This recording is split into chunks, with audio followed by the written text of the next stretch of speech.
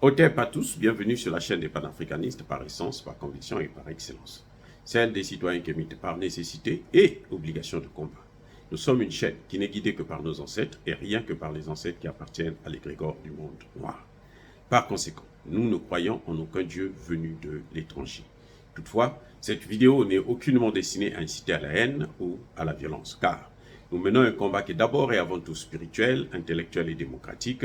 Ensuite, il est politique, géopolitique et géostratégique, contre l'impérialisme, le colonialisme, le néocolonialisme et l'endocolona, qui sont tous qualifiés de crimes contre l'humanité. Nous menons ce combat sur la base du principe fondamental que nous avons hérité de nos ancêtres kémites, qui est celui de la Mahat, c'est-à-dire solidarité, vérité et justice. Vous êtes donc en droit de connaître la vérité et nous avons l'obligation de vous dire la vérité, rien que la vérité, afin que justice soit rendue au continent africain. Et ça, c'est notre modeste contribution dans cette noble lutte en faveur de la souveraineté, la dignité, la solidarité et l'unité africaine. C'est exactement ça que nous appelons le panafricanisme. Bien-aimés frères et sœurs, je veux vous surprendre, mais je vous apprends que deux pays sortent encore, interdisent à la CEDEAO et à l'OTAN de survoler leur territoire en cas d'agression contre le Niger. Le premier pays, c'est le Tchad. Le deuxième pays, c'est le Togo. Le Togo qui a même signé pour les sanctions. Le Togo faisait partie. Mais le Togo vient de reculer. Le Tchad a reculé. Le Tchad a compris que les militaires au Niger se battent pour la souveraineté de leur pays. Parce que le Niger était en train de devenir un territoire qui appartenait à l'armée de l'OTAN. C'est pour ça que vous vous souvenez, le secrétaire général de l'ONU était au Niger, son dernier voyage au Niger, et il déclarait qu'ils vont mettre en place une armée internationale dans un pays souverain. Avez-vous déjà vu ça dans le monde? Donc les militaires ont stoppé net cet objectif de l'OTAN de pouvoir utiliser le Niger comme étant leur base pour attaquer. Comme vous le savez, le Niger occupe une place stratégique. Il est au centre de 3 sous-régions, le nord de l'Afrique, l'Afrique de l'Ouest et l'Afrique centrale. Donc, déstabiliser le Niger, c'est exposer ces 3 régions-là. L'Afrique de l'Est, l'Afrique de l'Ouest plutôt, l'Afrique centrale et l'Afrique du Nord. Maintenant, la position du Tchad et du Togo ont une importance capitale. Parce que nous avons déjà la position du Mali. Le Mali, lui, il dit carrément qu'il rentrera en guerre. Le Burkina Faso, il dit qu'il rentrera en guerre. Ce sont des pays qui ont des grandes frontières avec eux.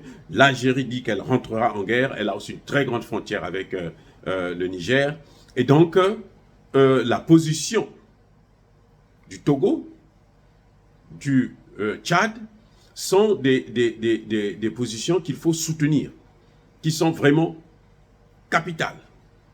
Pourquoi?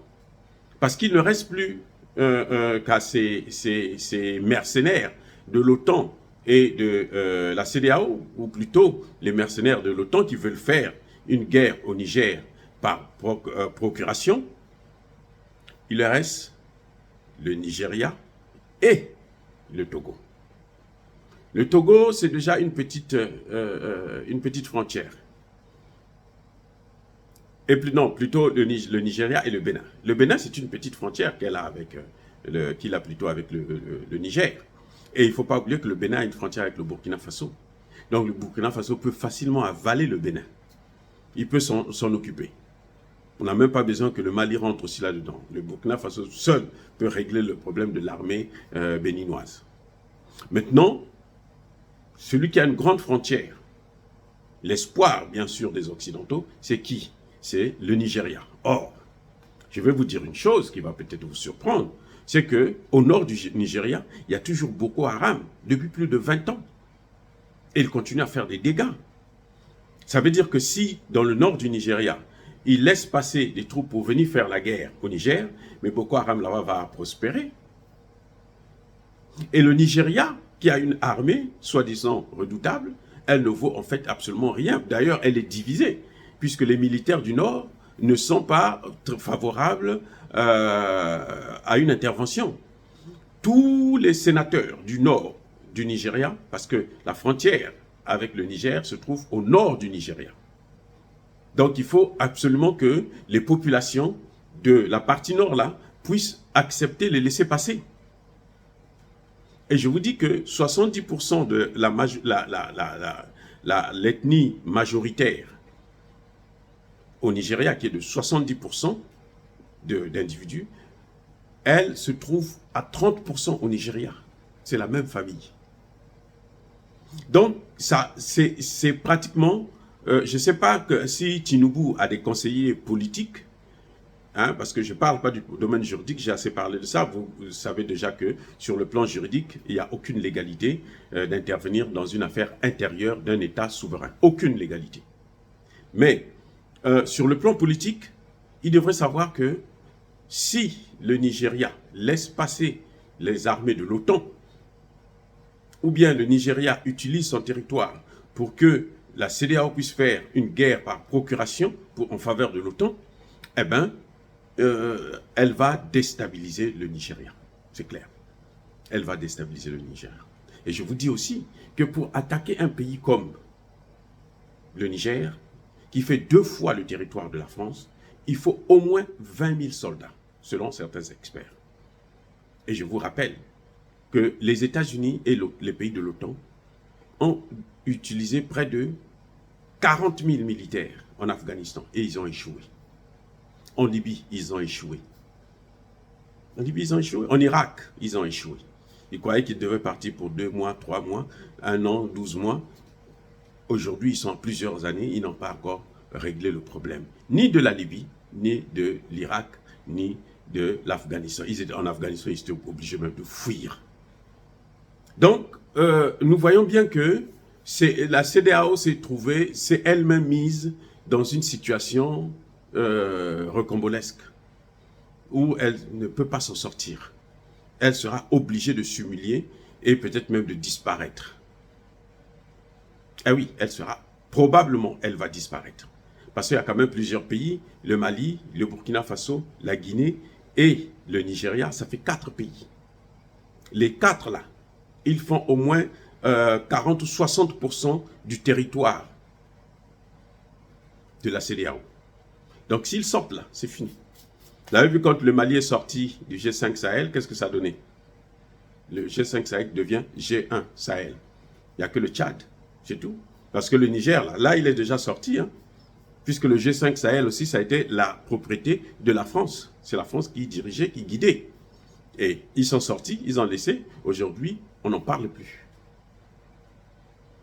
Voilà ce qu'il faut craindre, vers où le président Tinubu et Alassane Ouattara et Macky Sall et le Béninois sont en train de vouloir nous amener dans une guerre qui n'a ni tête ni queue, qui ne se justifie sur aucun plan. C'est juste inhumain, c'est tout. Parce que ceux qui ont fait le coup d'État, ils n'ont pas fait couler le sang. Et eux, ils veulent venir faire couler le sang pour soi-disant ramener un homme qui ne ramènera jamais au pouvoir. Parce que la réalité, c'est que Bazoum ne reviendra plus au pouvoir. C'est fini. Bazoum, sa place, c'est au tribunal pénal pour haute trahison. Il va être jugé et nous serons bien contents qu'on le voit derrière les barreaux. Eux qui parlent de kidnapping, ils s'en parleront bien, parce que lorsqu'ils verront que Bazoum a été condamné et écroué. Voilà ce qui se passe actuellement, c'est que même le Togo, qui a signé, qui a donné son accord pour les sanctions, et même pour une intervention militaire, se rétracte. Le Togo ne veut plus. Et Yadema, pour une fois, a compris le sens du panafricanisme, le sens de l'intérêt de l'Afrique, et non celui des Occidentaux. Dire cela, c'est inciter à la haine ou à la violence. Non. Yaba colère Yamalem. Encore une fois de plus, bien-aimés frères et sœurs, soyez bénis, abondamment bénis par le Dieu des Kémites et par nos ancêtres angéliques. Mais que tous ceux qui persécutent le continent africain le pillent et le déstabilisent. Qu'ils soient noirs, blancs, chinois, arabes, indiens, et qui qu'ils soient maudits, punis, foudroyés, neutralisés, écrasés, effacés par ce Dieu des Kémites et par nos ancêtres angéliques. Vive l'Afrique éternelle, j'ai dit et j'assume.